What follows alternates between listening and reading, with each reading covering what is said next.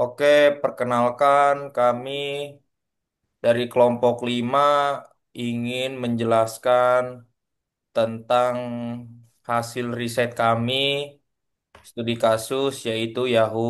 Baik, perkenalkan nama saya Muhammad Rafi Ramdhani dan teman saya silakan perkenalkan namanya masing-masing. Perkenalkan nama saya Fadil Gasdari Jalakiwen. Perkenalkan, nama saya Muhammad Izan Dinan. Perkenalkan nama saya Dian Ardiansyah. Oke, terima kasih teman-teman saya yang sudah memperkenalkan diri. Baik, di sini saya langsung saja menjelaskan hasil riset pada kelompok kami. Profil bisnis Yahoo.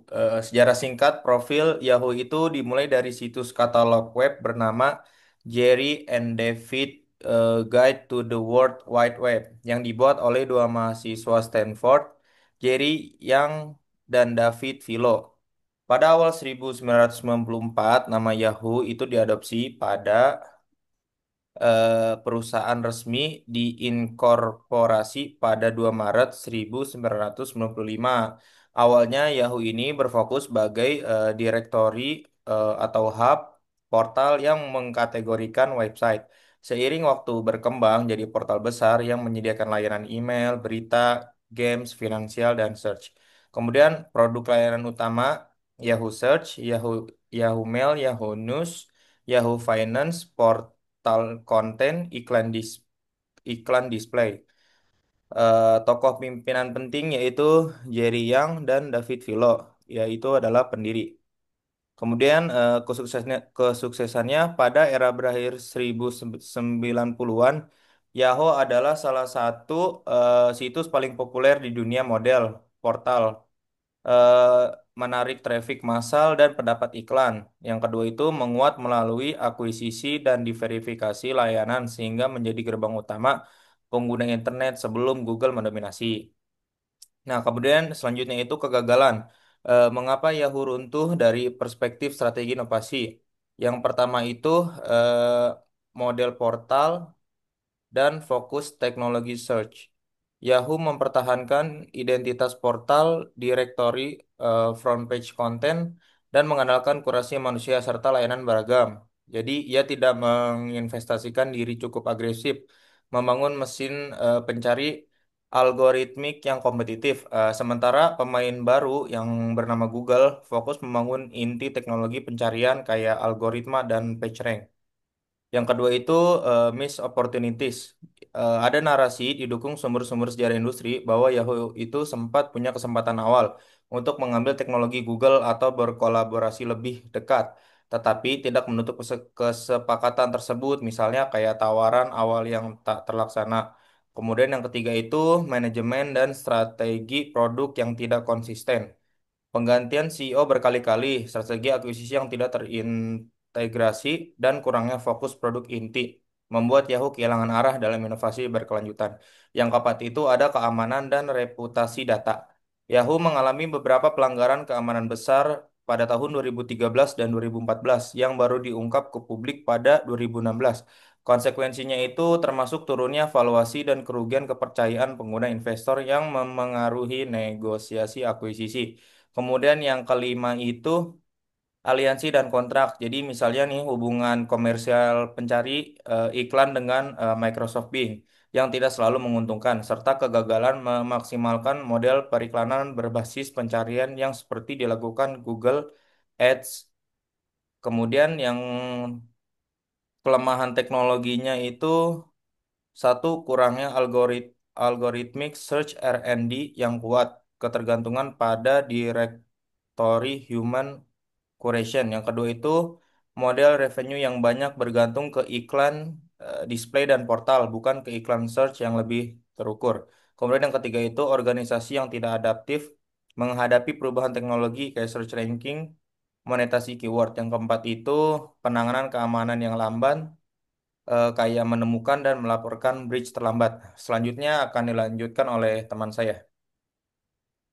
Oke, jadi selanjutnya itu ini ada dari profil bisnis disruptor Google. Jadi profil singkatnya Google ini tuh Google didirikan oleh Larry Page dan Sergey Brin. Bermula sebagai proyek riset di Stanford, resmi didirikan pada tahun 1998. Fokus awal mereka itu awalnya membangun algoritma pencarian yang menilai relevansi halaman berdasarkan link sehingga hasil pencarian menjadi sangat relevan dan cepat. Google kemudian memperkenalkan model periklanan berbasis kata kunci, yaitu AdWords, yang dimana AdWords tersebut tuh berkembang jadi Google Ads, yang memungkinkan monetisasi efektif dari pencarian. Yang kedua ada produk atau jasa dan keunggulan inovasi dari Google tersebut. Yang pertama ada Google Search, yang kedua ada Google Ads, yang ketiga fokus fokus pada pengalaman pengguna minimalis dan infrastruktur teknis superior. Terus yang selanjutnya itu ada dari toko inovatornya yang terdiri dari Larry Page, Sergey Brin, manajemen awal dan investor, yaitu Miss Andy Beko Bechtolsheim Kleiner Perkins, yaitu yang dimana membantu skala perusahaan tersebut.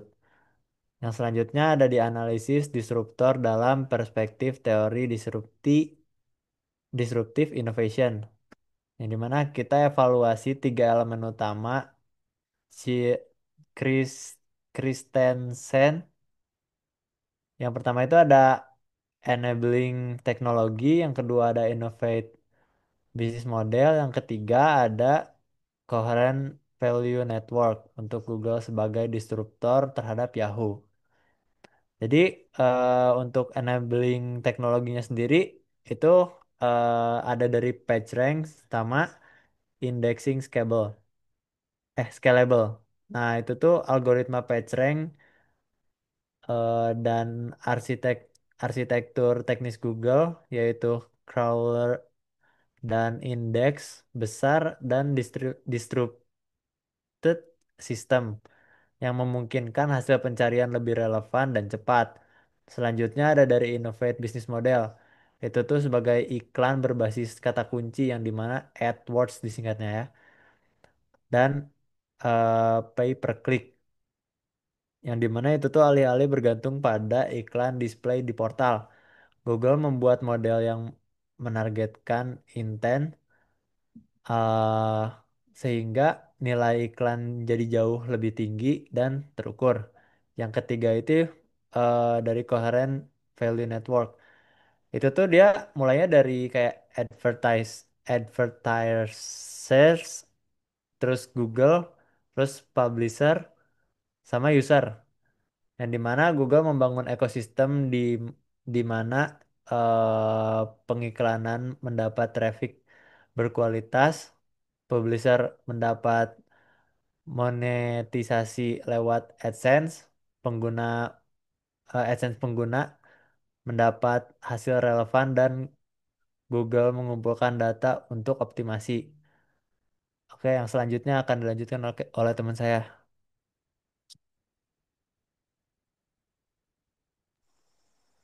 Terus selanjutnya Innovation Matrix, Different DNA atau Same DNA. Ringkasan konsep singkat. Jadi same DNA itu ada perubahan atau peningkatan yang dilakukan oleh pemain yang mempunyai kompetensi inti dan nilai proposisi serupa. Buat different DNA sendiri, itu adalah pendatang dengan model atau teknologi berbeda yang melayani kebutuhan dengan cara baru dan akhirnya menggusur pemain lama atau disruptif. Buat penempatannya sendiri, Yahoo disruptif, dimensi portal, terus human created directory, terus dari situ Google disruptor atau different DNA. Google masuk dengan algoritma pencarian dan model monetisasi berbasis keyword pendekatannya, teknis, data driven, dan fokus kebutuhan pengguna. Terus mengapa bukan same DNA? Karena Yahoo tidak sekedar ketinggalan dalam perbaikan produk yang sama. Google memperkenalkan cara teknis, model bisnis yang berbeda, sehingga DNA operasional dan monetisasi berbeda. Akhirnya, Akhirnya pemain portal tradisional kehilangan advantage yang menjadi inti. Terus buat lesson learning yang bisa diterapkan pada rencana wirausaha, fokus pada core technology and user problem solving, jangan terjebak mempercantik front end atau portofolio layanan tanpa menguatkan kemampuan inti yang menyelesaikan masalah utama pengguna. Terus inovasi model bisnis sama pentingnya dengan teknologi, teknologi hebat perlu model monetisasi yang align dengan perilaku pengguna. Terus yang ketiga, bereksperimen cepat dan invest dalam R&D. Pesaing kecil dengan R&D, fokus dapat menggusur pemain besar yang kompleks. Terus jaga keamanan dan transparansi. Insiden keamanan besar dapat merusak reputasi dan nilai perusahaan. Kayak Yahoo, itu dampak pada akuisisi. Prioritaskan proteksi data sejak awal. Terus ambil peluang akuisisi atau kolaborasi strategis tepat waktu. Peluang untuk menjalin kerjasama atau mengakuisisi teknologi yang berpotensi disruptif harus dievaluasi dengan secara cepat dan objektif. Biaya sedikit sekarang bisa menghindarkan kegagalan besar di masa depan. Selanjutnya akan dilanjutkan oleh teman saya. Dan untuk conclusionnya itu adalah Yahoo itu adalah contoh klasik disrupti yang kehilangan posisi dominan bukan karena tidak besar atau tidak punya sumber daya, melainkan karena gagal beradaptasi pada DNA baru yang dibawa oleh inovator atau Google. Teknologi algoritmik plus model iklan yang menyasar intent pengguna. Perpaduan teknologi, model bisnis, dan jaringan nilai dari Google mengubah ekosistem sehingga portal tradisional menjadi kurang relevan.